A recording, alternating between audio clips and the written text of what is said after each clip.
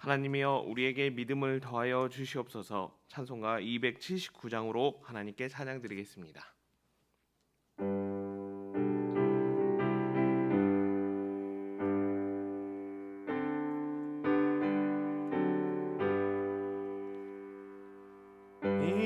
인내하신 구세주여 내가 미오니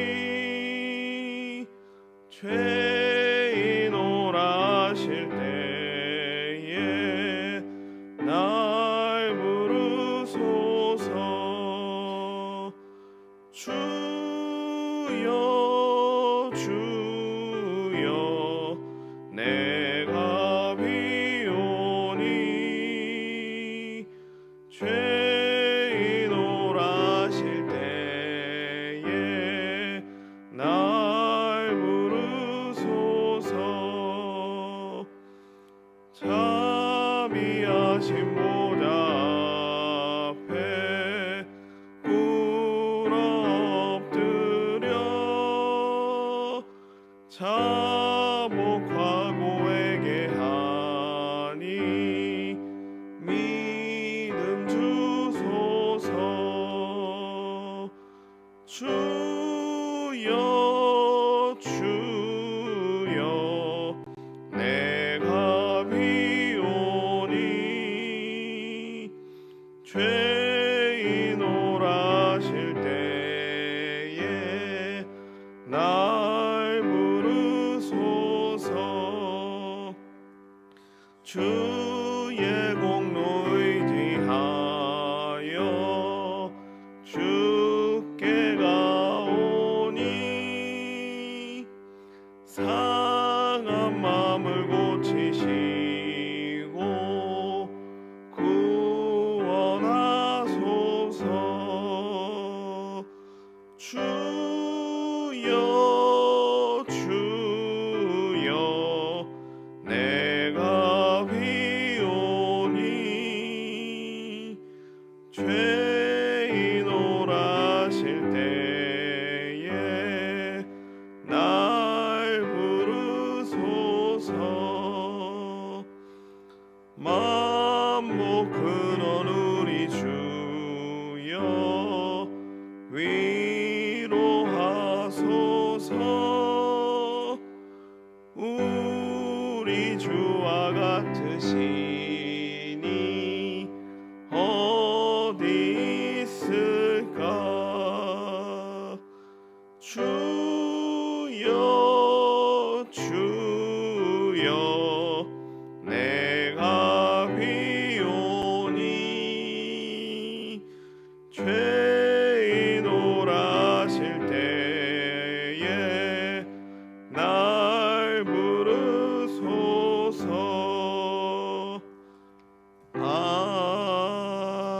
아멘. 하나님의 말씀은 시편 89편 1절에서 2절까지 말씀입니다. 함께 읽겠습니다. 내가 여호와의 인자하심을 영원히 노래하며 주의 성실하심을 내 입으로 대대에 알게 하리이다. 내가 말하기를 인자하심을 영원히 세우시며 주의 성실하심을 하늘에서 경고히 하시리라 하였나이다. 아멘. 시편 89편은 52절까지 있는 긴 시편입니다. 지금까지 살펴본 시편 중에서 두 번째로 긴 시편에 해당합니다. 아마 기쁜 일로 기록했기보다는 어떠한 사연으로 인해서 기록된 시편으로 여겨지게 됩니다. 보통 기쁜 일에는 많은 말을 하지 않지만 어떤 사연이 있을 때는 많은 말을 하기 때문에 시편 89편도 어떠한 사연으로 인해서 길게 기록된 것으로 여겨지는 것입니다. 어떠한 사연으로 시편 89편을 기록하였을까요? 먼저 1절에 말씀하고 있는데 1절 말씀 함께 읽겠습니다. 내가 여호와의 인자하심을 영원히 노래하며 주의 성실하심을 내 입으로 대대에 알게 하리이다. 의인은 현재 여호와의 인자하심을 그리고 성실하심을 입으로 대대에 알게 하겠다라고 그렇게 말하고 있습니다. 그래서 기쁜 일로 인해서 여호와의 인자하심과 그리고 성실하심을 찬양하는 것으로 생각할 수가 있습니다. 그런데 계속해서 그리고 52절까지 말씀을 보시면 왜 이렇게 찬양을 시작했는지 그 이유가 등장하는데 그 중에서 46절 말씀을 함께 읽겠습니다. 여호와여 언제까지니이까 스스로 영원히 숨기시리이까 주의 노가 언제까지 불붙듯 하시겠나이까. 하나님께서 의인에 대해서 지금 어떤 입장을 취하고 계신가요? 숨고 계시고 노가 불붙듯이 일어나는 것처럼 여겨지고 있습니다. 의인의 시선을 외면할 뿐만 아니라 의인이 하는 행동 하나하나에 불편한 심기를 하나님께서 보이시는 것입니다. 그동안 살펴본 말씀들을 생각해 보면 두 가지 경우에 하나님께서 이렇게 반응하시는 것을 알 수 있습니다. 첫 번째는 연단과 훈련을 목적으로 하나님께서 인생을 외면하시는 경우입니다. 이때 하나님의 모습은 묵묵부답이라고 그렇게 말씀드릴 수 있습니다. 아무런 반응이 없는 것은 인생이 훈련과 연단을 받아야 하기에 하나님께서 그렇게 묵묵부답으로 나타나시는 첫 번째 경우입니다. 그리고 두 번째는 지금처럼 하나님께서 외면하시는데 외면하실 뿐만 아니라 심기가 불편한 상태로 외면을 하시는 경우가 있습니다. 왜 이렇게 응답하시느냐? 의인이 어떠한 잘못을 했기 때문입니다. 시편 89편에 구체적으로 의인이 어떤 잘못을 했다라고 명시하고 있지 않아서 알 수는 없지만 분명한 것은 의인은 하나님이 싫어하시는 일을 계속해서 하였던 것입니다. 그래서 의인은 자신의 잘못을 자각하고 하나님께 은혜를 구하고자 하나님은 인자하시고 성실한 분이십니다. 그러니 저의 지난날의 잘못을 용서해달라고 그렇게 찬양으로 시작하였던 것입니다. 의인 자신도 이미 자신이 어떠한 잘못을 했는지를 잘 알고 있습니다.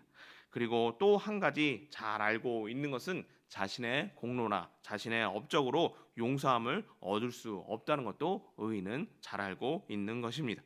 그래서 의인이 어떻게 하나요? 하나님의 인자하심으로 그리고 성실하심으로 자신의 잘못을 용서해달라고 그렇게 요청하고 있는 것입니다. 물론 인생 중에 누가 하나님 앞에서 공로와 의를 가지고 나갈 수 있을까요? 정직하게 산다고 하였지만 여전히 죄를 짓고 넘어지는 것이 사람의 본 모습입니다. 하지만 그러한 가운데 있다 할지라도 우리는 하나님의 인자하심과 성실하심을 구해야 합니다. 하나님의 인자하심과 성실하심이 없다면 우리가 죄악에서 벗어날 수 있는 기회조차 얻을 수 없기 때문입니다. 그러기에 죄를 지었다 할지라도 그리고 그 죄를 동일하게 번복한다 할지라도 언제나 하나님께 나아가 인자하심과 성실하심을 구하는 믿음으로 나아가야 합니다. 하나님은 성도님들에게 은혜를 베푸시는 분이십니다. 어떠한 사연 가운데 있다 할지라도 그것에 개의치 마시고 하나님께 나가 그 은혜를 구하셨으면 합니다. 그래서 성도님들의 삶 가운데 하나님의 인자하심과 성실하심이 늘 충만하셔서 용서함을 얻는 구원함을 얻는 그런 삶이 되셨으면 합니다. 그러면 왜 우리는 염치가 불구함에도 불구하고 하나님께 인자하심과 성실하심을 구해야 할까요? 우리의 공로와 우리의 의가 없음에도 불구하고 하나님의 인자하심과 성실하심을 구해야 하는 이유가 무엇인지 3절과 4절에 말씀하고 있습니다. 다시 한번 읽겠습니다.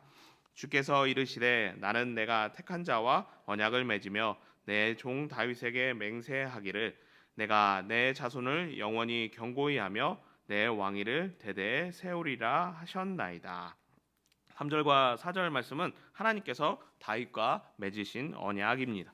어떠한 언약을 하나님께서 다윗과 맺으셨나요? 다윗의 자손을 영원히 견고하게 그럴 것을 통해서 내 왕위를 대대에 세우겠다라는 그녀는 언약을 맺으시게 됩니다.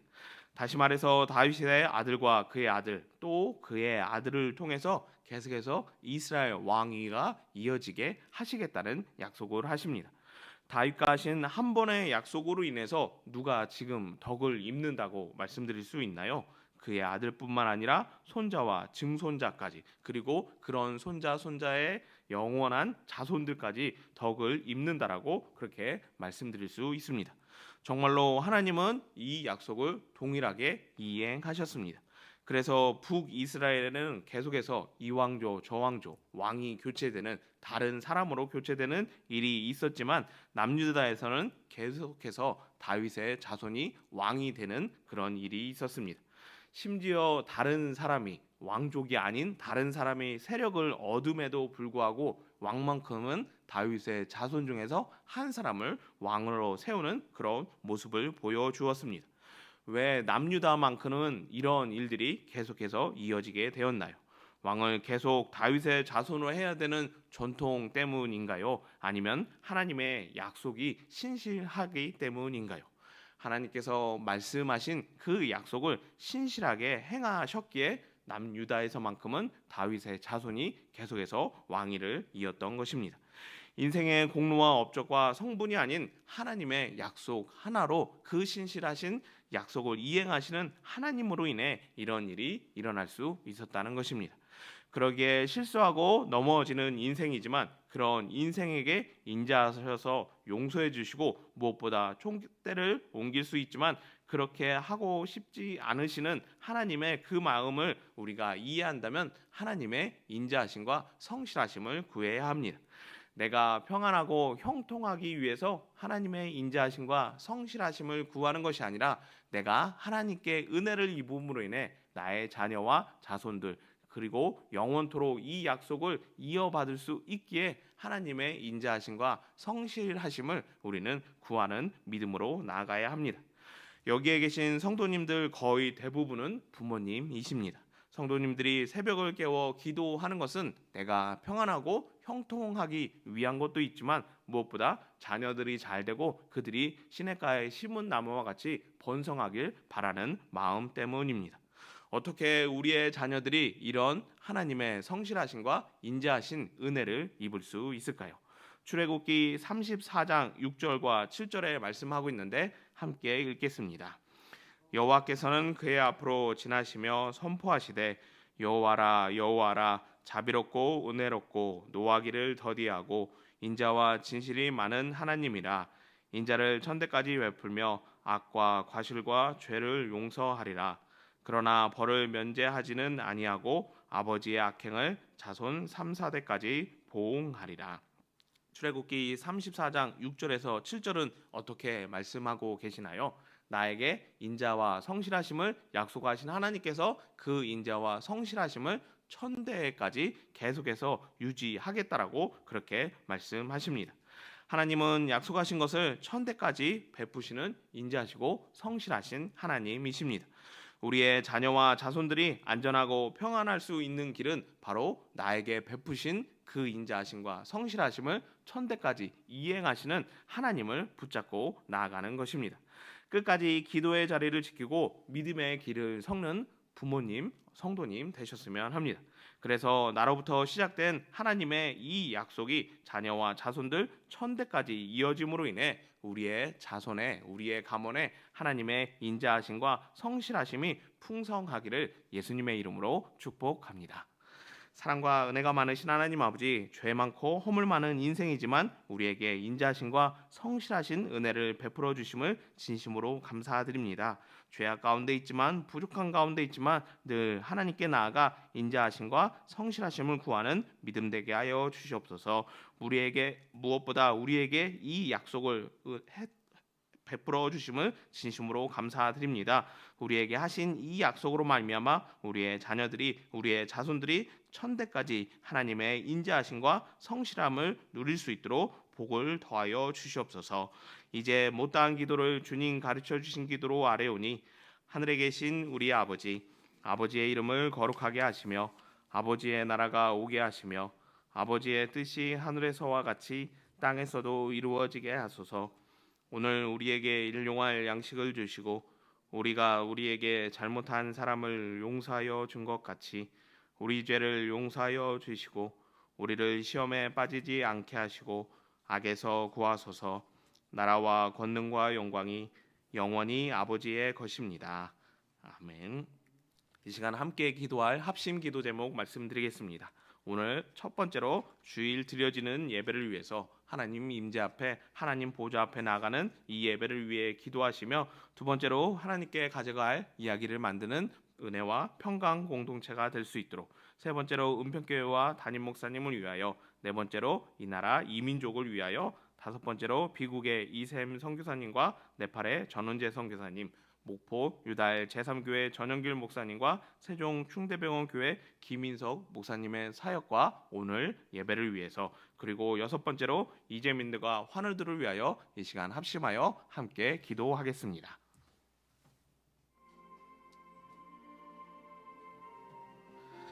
사랑과 은혜가 많으신 하나님 아버지, 거룩한 주일을 허락하여 주시고 하나님 전에 나와 하나님을 예배할 수 있는 믿음 되게 하여 주심을 진심으로 감사드리옵니다.